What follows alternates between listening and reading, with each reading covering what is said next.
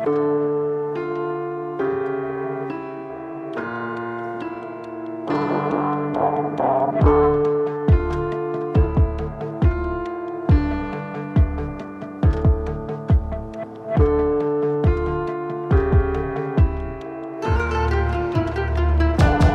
NewsNation senior national correspondent Brian Entin, and every week I'll take you behind the scenes of my life on the road, working on the big stories you care about the most. Here's where I'll share all the great interviews that don't make the final cut. Some might be funny, some might be strange.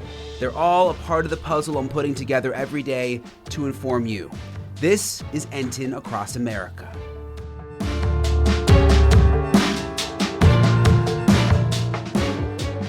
Hey everybody, this is Brian. This is my producer, Allison Weiner. Hi everybody. Just bear with us because we are so tired. Definitely running on fumes. We've been in Oklahoma and Kansas covering the murders of the missing moms. And we've pretty much just been going around the clock all week. But I wanted to do this podcast while things were still fresh in our mind, even though we're a little bit delirious. So yeah, just hopefully things will come to us. But Allison has been with me since the beginning of us covering this week, and so many people have been interested in the story. Allison knows all the ins and outs, but it really started with the custody battle, which you knew about before the arrests. Everybody sort of was figuring out that was going to be the motive. Well, you know what? When we looked at the court documents, that was the big deal. I looked at the court documents and I could see that there were issues about custody, but I also looked up criminal records, and I found out that the poor Veronica Butler's husband, or not husband, her boyfriend, the father of her children, was in rehab, and that he had an extensive criminal past. And then I looked up his father, and just as we started to figure out what was going on, we realized that this had been a very bitter, really bitter custody battle, and that the grandma, the paternal grandma, that's the mom of the boyfriend, Wrangler Rickman, the paternal grandmother had really wanted custody, and that it had been months since Veronica had seen her kids, and she was on the cusp, about to have a hearing where she was going to get rid of supervised visitation, at least according to her lawyer, her custody lawyer, her family law lawyer. And that hearing never happened. And ironically, the date of the hearing was the same date as the arraignment of the 4 defendants who are charged. Yeah, so she was supposed to be in court. Yeah. You talked to Veronica's family lawyer. Yes, What was he like? What did he? I mean, I can't imagine as a lawyer, you're representing someone and then they get murdered. It's kind of like the worst case scenario, and everybody always talks about in a custody battle how vicious and awful it can become. And the lawyer actually said that he didn't really take a lot of credence. I mean, everybody comes in hating the other side. So when he first met her, but he did say she was very prepared. She had all these notes. She'd had another lawyer since about 2019, and it just sort of, she wanted a fresh set of eyes on the case, is what he told me. And then he said, when he really began to become a little concerned, which were really what he called raised his eyebrows, was the fact that the father of the children had posted that the grandmother, his mother, and that's Grandma Tiffany, Grandma Tiffany, who was charged with murder of Veronica Butler, and also of Jillian, the 2 women that were there, that the grandmother had threatened him if he didn't sign papers, if he didn't try to get custody. So it was, sorry guys, it's like I am a little bit on the tired side. No, it's good. But it's yeah, real, that's really what happened. Yeah. I mean, that the grandma was trying to get custody, and she threatened her son and said, you better sign these papers. I want, try to get full custody. And what actually, we also found out through sources that the grandma had alleged that the children had been sexually abused when they were in the home and under the custody of the mom, Veronica. So, do we know if that's really true? Or was she just trying to get custody and using that as a way to persuade the judge? Or do you think that that really happened and she was just desperate to get the kids? You know what? I'm not sure. Yeah. I just know that courts take allegations like that very seriously. Yeah. So as soon as somebody would make an allegation like that, and it very well may have been true, but as soon as, you make an allegation like that, they're obligated to investigate. and they're obligated to protect the children. Courts take that very seriously, and we also know what happens when they don't take it very seriously, and it turns out to be true. And I've covered, and you've covered a lot of those kinds of cases. So I'm reluctant, I'm really reticent to take a position one way or the other. I have no idea. Yeah. But I do know that the courts ordered supervised visitation, and that we also found out later when Grandma Tiffany was charged along with 3 others, that they had a discussion. And one of the things that was really troubling Grandma Tiffany was that she said the children were in danger, and if Veronica got her custody returned to her, that it was going to be a problem. Yeah, we have been really just driving around like western Oklahoma, Kansas, for the last 4 days. And Allison's from LA, I'm from Miami. I went to college in the country, but neither of us live in rural areas. And people were like, oh my gosh, be careful, people are armed there, militias. I really thought 99% of the people were very, very friendly. People would talk to us. People were nervous to go on camera, but a lot of people shared their stories with us. I think they were really friendly to Brian. And they were friendly to someone bought our Subway one day, a postal worker, and I insisted, no, let us buy yours. And no, we're just so happy you guys are here covering it. Someone gave us an American flag. They were super really nice. nice. I think that everybody was in shock. I think they get a bad rap, kind of. Oh, I think they totally got a bad rap because they were very nice. And the fact that people didn't want to talk on camera initially in this was based on the fact that they didn't know who had done this. There was a lot of fear. It's a tiny community. They all know each other. And there was a lot of fear going on. And that's not an unusual thing when something like this happens in any community, but especially in a small community or small rural community like this. The people are reluctant until somebody is charged with the offense. We saw something similar you did, especially in Moscow, Idaho. Yeah, definitely. This felt even more rural to me than Moscow. Oh yeah, totally. This is really rural. I mean, if you haven't been, I'd never been to this part of Oklahoma and Kansas, and we were in Texas too, but there's really not much there. It's just pasture land. There was a lot of overlap. Ranchers. We had to keep checking to see what state we were in because you automatically, all of a sudden we found ourselves we're in Kansas. Wait a minute, we were just in. Right. Yeah.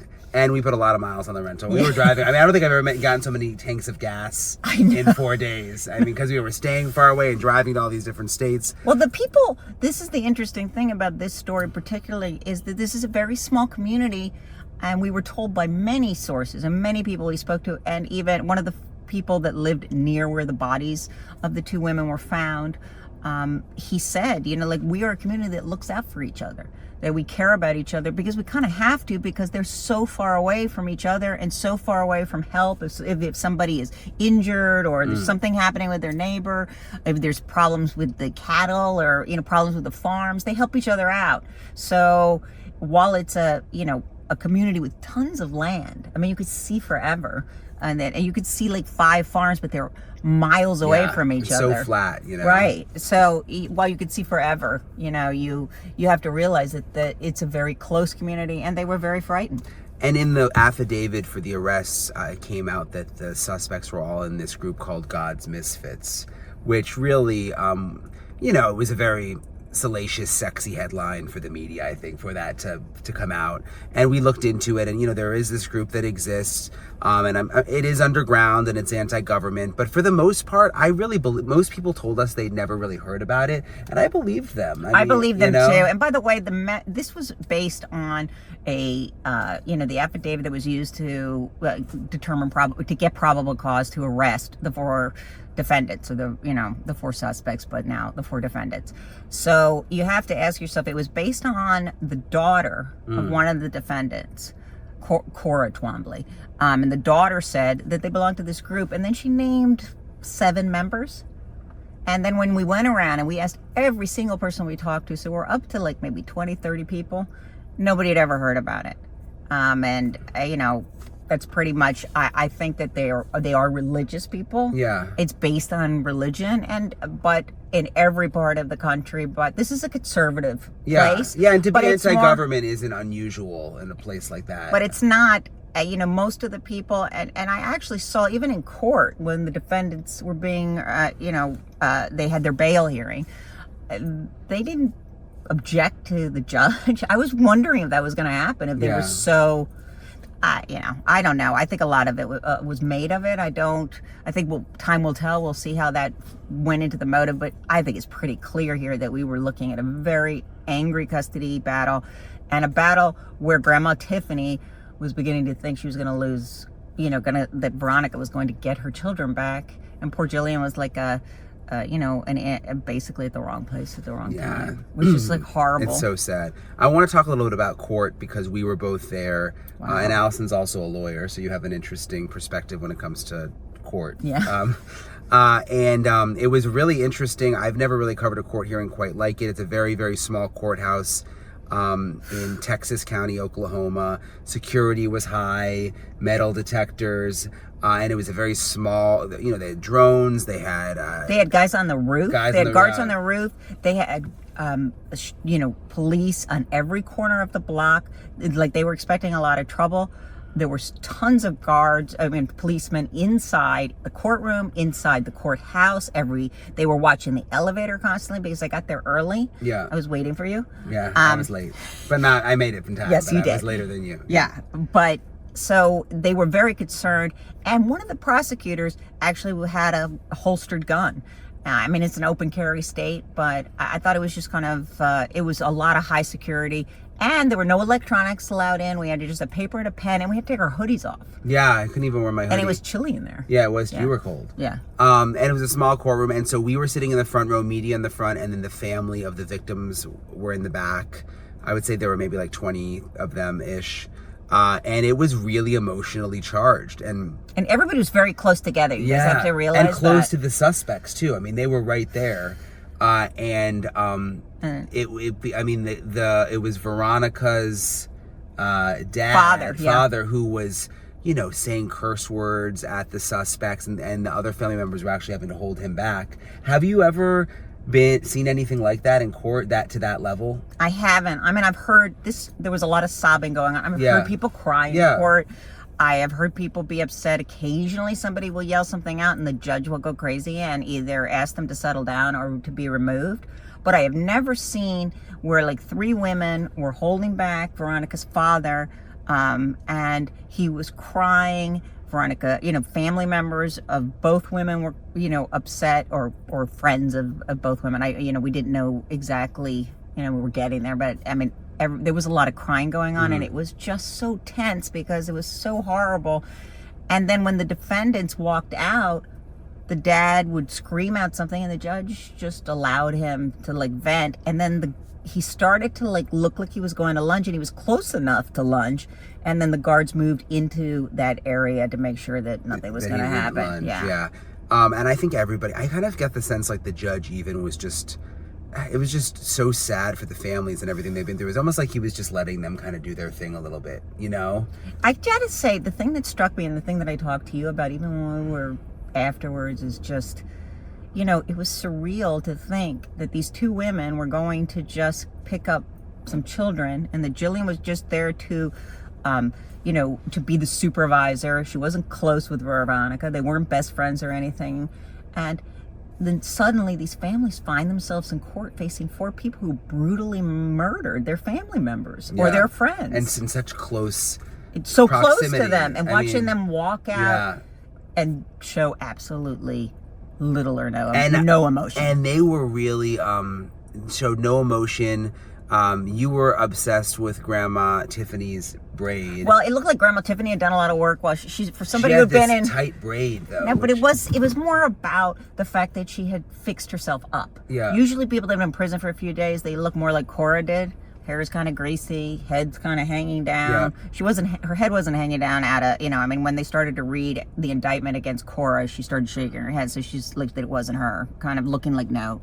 Yeah, she was the only one who did that. And but everybody else seemed fine and cool as a cucumber.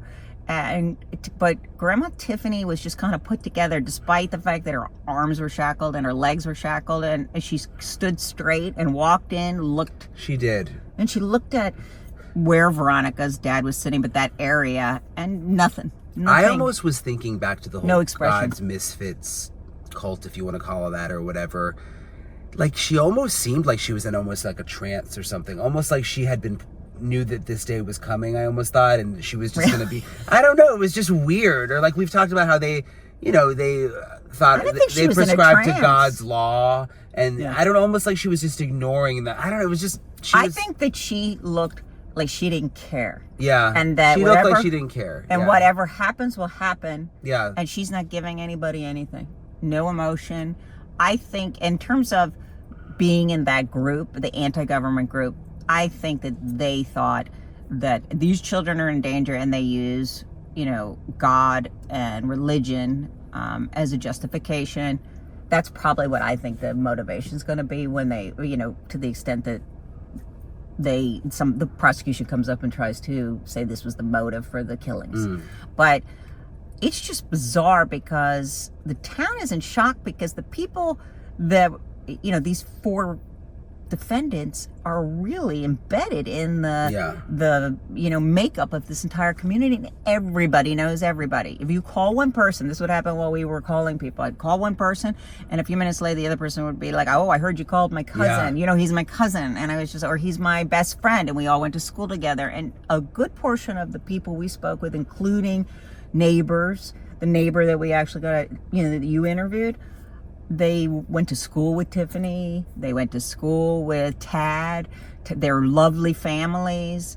And Cora's children are really great, and they show animals, and they're like good people. And frankly, Cora's daughter is the one that kind of gave the cops all the information which that they is needed. Interesting. You don't always see that happen. You mentioned the neighbor. I want to play, we spoke to one neighbor who was actually a neighbor of where the bodies were found. Jared. Yeah, Jared. I want to play a little bit of that interview just so you guys can see, and then we'll talk about it. Do you know Paul Grice? Yeah, I know of him, and he has a young family, very nice guy. He's the kind of guy to come up and shake your hand, tell you hi, and anytime I've been around him, he's just been out cleaning and working hard and taking care of cattle, and he seems to be a good guy. My understanding is that he was taken in and questioned, and apparently the OSBI and FBI didn't think it warranted arresting him, so I guess he's not in custody, so I have no reason to believe that he had anything to do with it. Yeah, a lot of people are questioning it just because he's named in the reports and wondering why he's the one who wasn't arrested. Yeah, and I couldn't tell you. I know he's a good man from what I know of him. So that neighbor was such a nice guy. We met up with him. You heard him talking about Paul Grice too. That is the person in the affidavit who was named by one of the suspect's daughters as being involved, but was never charged. And we learned from the neighbor and another source too that Paul Grice was taken into custody and then questioned, but then let go, which has a lot of people talking. I mean, I will tell you something, that when they were taking people into custody, we were talking to somebody who knew everything that was happening in town, and that source said to me, there are going to be 5 people arrested. And I actually told you that. Yeah. And I think everybody thought for sure that 5 people. I don't know how she or he, no, I don't know how the source knew that, but they did say. And then it turns out that Paul Grice is arrested. Not arrested, he's taken into custody, he's questioned, but he was brought in with them. And then he's released, and everybody is concerned, why isn't he arrested? Well, why isn't he in custody? Why hasn't he been charged? Because they obviously didn't have the evidence to charge him. They don't have it yet. They have said the investigation's ongoing, but it seems odd, and you and I have discussed this at length, that they let out somebody on this brutal of a crime with so much focus on it, the people killing 2 young women, burying them so with the intention of nobody ever finding them and their families never knowing what happened to them. You got to ask yourself, would they have if there had been any evidence to link him besides the testimony, the comments in the affidavit that are attributed to the daughter of one of the defendants. And you made Cora's a good daughter. point too on the phone the other day with me that a lot of people online are saying, well, maybe he's cooperating and helping, and that's why they're, not arresting him. But that's not really how it works with a murder. I mean, you'd still get arrested. Maybe you'd get a plea deal or a lesser charge, but you wouldn't just not get arrested to begin with. No, right? you get to, I'll tell you everything, don't arrest me. Yeah, that's not how it works. If anybody ever has watched an episode of Law and Order, although it's a small town, maybe they...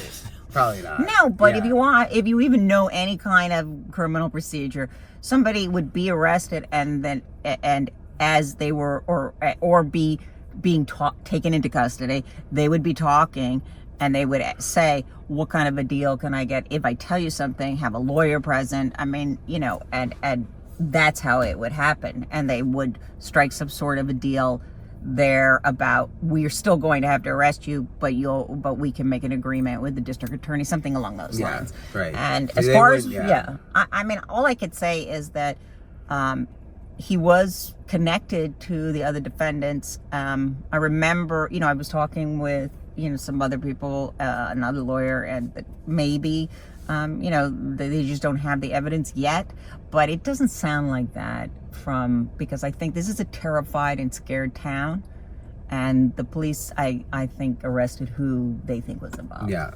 One of the other interesting think were moments involved. of the last week for us was going to the spot where the bodies were buried, which was very surreal, and we got access to the property at a very strange time. It was late, dark, probably not ideal time. It would have been great to have the daylight just for the camera's sake, but when you get access to something, you go for it. And I want to show everybody that clip just so you can get an idea of the area where the bodies were. It's dark out here, so bear with me, but this is the area where the missing women were found. This is the spot. You remember in the police report they mentioned a dam. This right here, this buildup of dirt, this is the dam. There's a pond on the other side, and if you walk with me this way, just about 50 feet or so, maybe a little more from the dam, you can see where the earth is disturbed, where the tractors were out here. This is where investigators came. They dug right in this area, went down about 10 feet, I'm told, and this is where they discovered the missing moms' bodies. If you look in the distance there, you can see there is a pile of hay back there. I am told by sources that hay was moved over the area where the digging happened, that the suspect Tad, moved that hay over here to cover up the area where he was digging, hoping that the cows, this is there's a cow farm here, that the cows would come over, this is a ranch, and start feeding on the hay and make the area look less suspicious. But still, investigators were led to this spot. And again, this is the area right here where they started digging and they found the bodies. It was crazy. It was, yeah. It was a little creepy out there.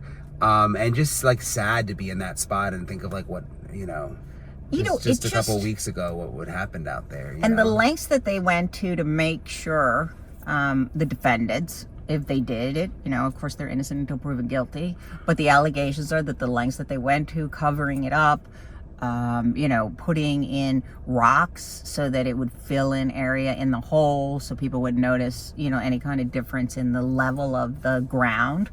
It's even when you walk over it, it's very soft now. It was terrible. And I just kept thinking, well, kind of, even though it's so horrible, at least they found them. Yeah. And it's a terrible situation. And I just kept thinking, at least they found so that the families at least can bury, the two ladies. And I kept thinking also, 5 kids, no moms. It's just horrible. You wonder where the kids are now and how they're going to do. And that area, as we drove down that dirt road, where there's a dirt road, like, and things are flying and there's like stones hitting your windshield, and it's very rural, and we're going by all these farms. I kept thinking, like, this is where, this was where we don't know if they were already deceased, but this is like where they took them, and it's like it's just so isolated, and it was so sad. Yeah. I mean, just as we went there, and especially at night, and that's actually when they were taken, and how they buried them. And it was, as I said in the video, they were 10 feet down, usually it's like a shallow grave when you do these stories, but this was 10 feet down, and part of it is because the suspects, Tad especially, they're farmers, they've got the equipment, they know how to dig, they know how to conceal, putting the hay on top. Well, we had to learn, like, as we were looking, like, that and they put the hay on top, and they're trying to make sure that the soil isn't a different color, because apparently it is once you dig into it, and It's just, I mean, it's just horrific. And when you look at the affidavit and look at what Cora's daughter told the police about why Jillian was killed, you know, that she was on Veronica's side in the custody dispute when really she was just there to supervise. It's just horrible. Even I think that maybe that is part of why Cora's daughter told the truth about, or told her what she knew about what happened, because she was so, you know, even the questions she was asking were just like awful. Well, and it didn't take much for police. I mean, you had it all. All you had to do was look at the court filings and the history, and the motive became pretty clear. So, well, there's a document I think that really struck me that we got that other people didn't have, which was a document. It's called a writ of habeas corpus, but basically it's that somebody has taken, that these children were taken by Grandma Tiffany, and that Veronica had kidnapped, basically, is what she's saying, and that her children should be returned to her because she had not seen her kids since from July until September. She had not seen them at all, and they were supposed to have supervised visitation, and Grandma Tiffany was like really jerking her around and canceling things and never bringing the kids. One time Veronica had COVID, but mostly, you know, she didn't see her kids. And when we talked to the lawyer, it was like that months went by. It's you know, so, and D-Day was coming. It was a reckoning coming. And that was going to be the same day as that hearing, the same day that they ended up getting indicted, which is crazy. Another part of our coverage the last week, which people really kind of latched onto and were very interested in, was this judge that we interviewed, Judge Forbes. He's the municipal judge on the Kansas side. Really has nothing to do with the case at all, but knows the people involved. I knew one of the victims, at least. He was in business with Tad. And was in business with the suspect Tad, and really a sawmill. I mean, saw him every single day for the last couple months, and was at his house, was at Tad's house, he says, when the police came and raided the place, and he had a shotgun put in his face. This is the municipal judge. And so I had met him the day before, and he told me some stories, but he didn't really want to go on the record. And then we just saw him kind of walking by again the next day. It's a small town, you just see people around.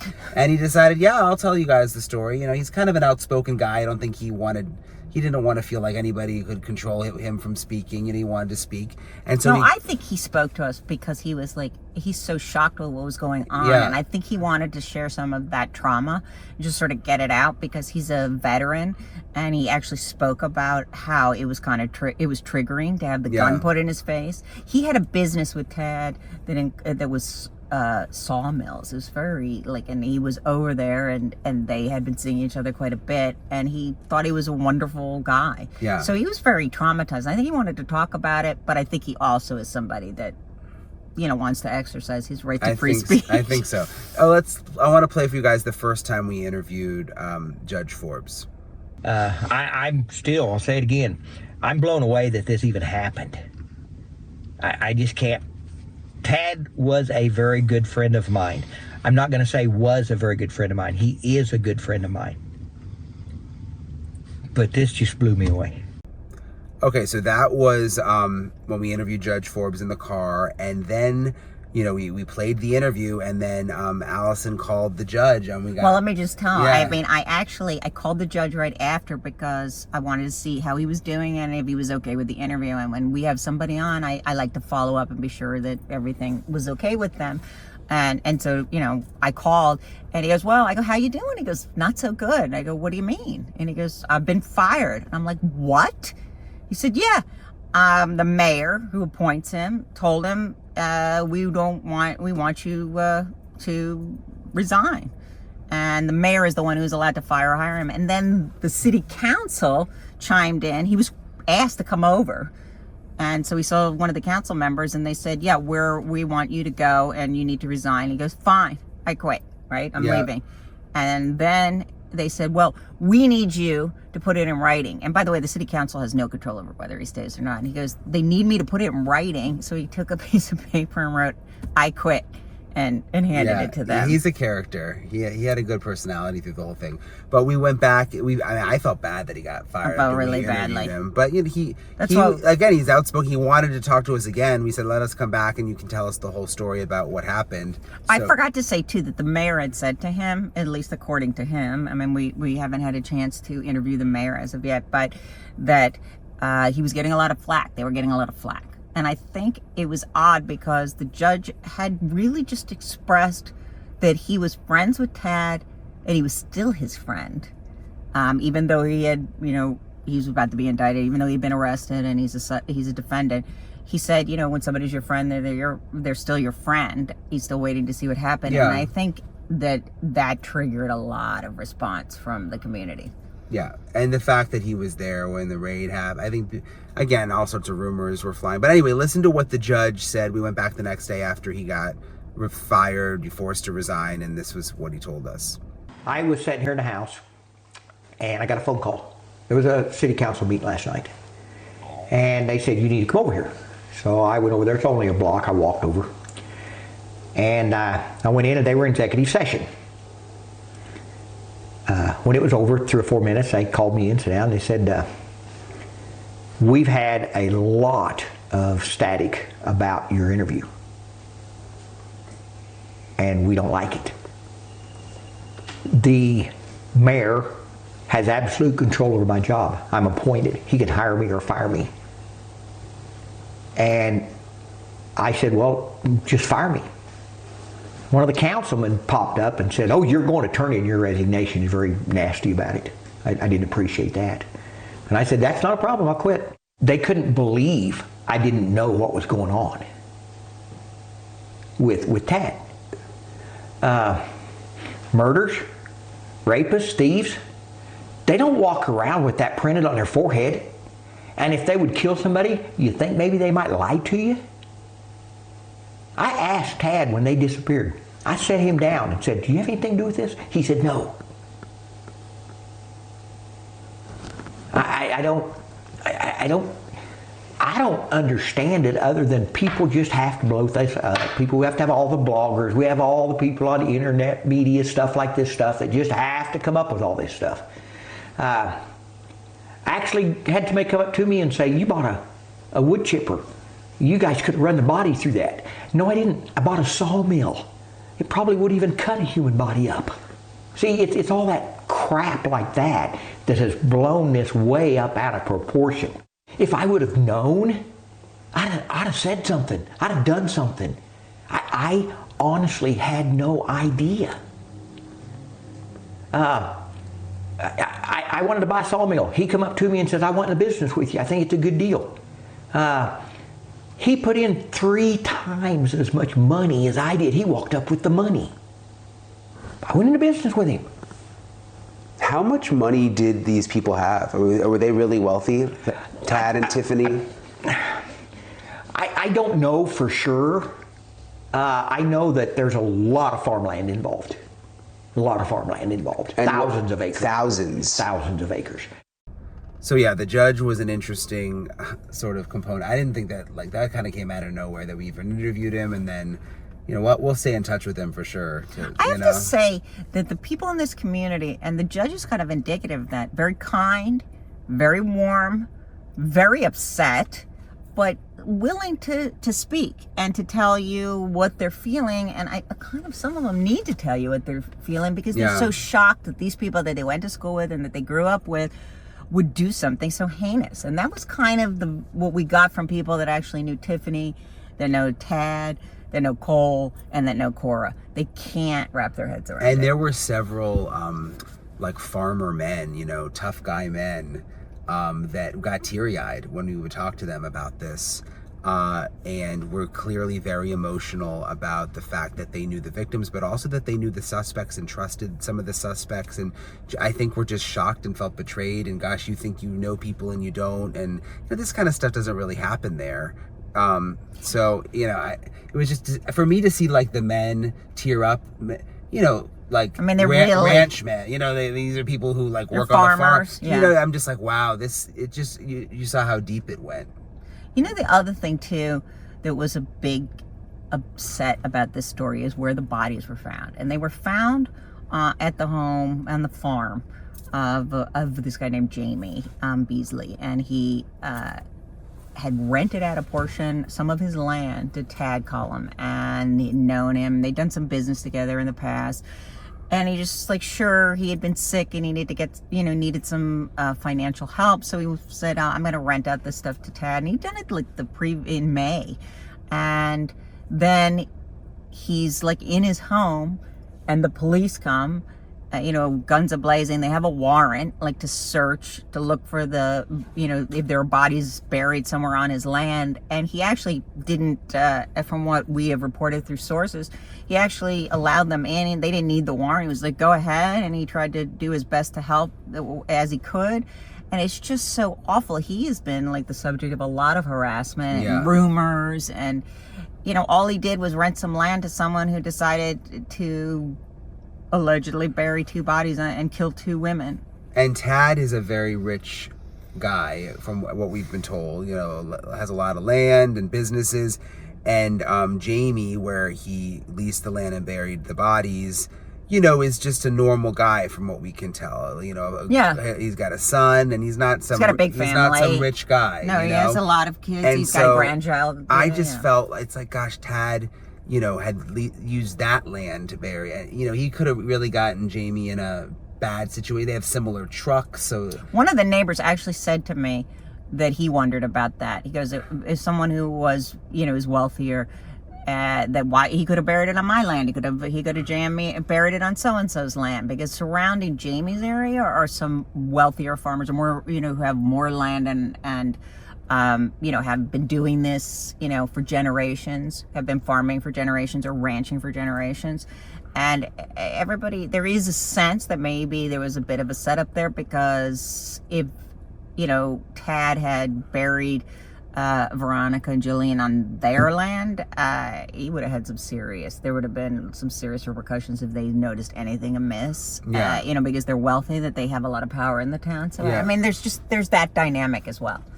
Yeah, the whole thing is just, it's so sad. I think I'm so, tired, but also just emotional. Yeah, you leave these stories and you just think about the people that you met and things you have in common with people. Again, like going into this, you're going to, Western Oklahoma, be careful, everybody's armed, I'm leaving thinking that they're just normal, nice people, and that they've just been really rocked by this. I think that it's interesting. I mean, they don't have these kinds of things. This is like a freak, terrible thing that's happened to this community. And people are saying, don't even go through there. I'm not going to drive on that street. This was a targeted murder. Yeah. They knew exactly who they wanted to kill. That something went very wrong with all the people that were involved, that they decided that this was the solution to the custody issue. And I felt badly for the people in the town, and I have to say, I agree with you. Emotionally, this one was really tough, because in that courtroom, moms and kids are involved. But that courtroom. Yeah, the courtroom, the pain. It was palpable. The pain from the family, you could feel it. And there was nothing you could do to help. It was so sad. Well, we'll have to continue to follow it. There's a hearing on May 15th. I have a feeling there's going to be more. The affidavits were pretty basic. I mean, there's going to be a lot more information that comes out about what led up to this and how they were able to figure out who did it. All right. Well, thank you for watching. We're going to bed. Good night. Thank you for all your hard work, Allison. Thank you for all your hard work and your broadcast in the rain. Yeah. I got soaked one night too. That was That's always fun. We'll see you next time. See you guys. All right. Bye. Bye.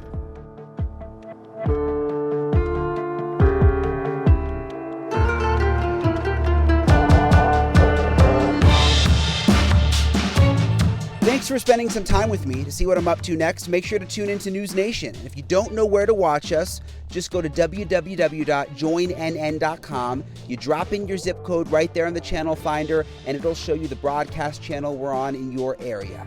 And don't forget, we're on all the streamers too: Hulu, Roku, YouTube TV, and we're also on Amazon Alexa and Apple CarPlay. If you have a story you think that I need to know about, then just hit me up on Twitter. I check all my DMs. You can find me there. And I'll catch you next time on NewsNation's Enton Across America.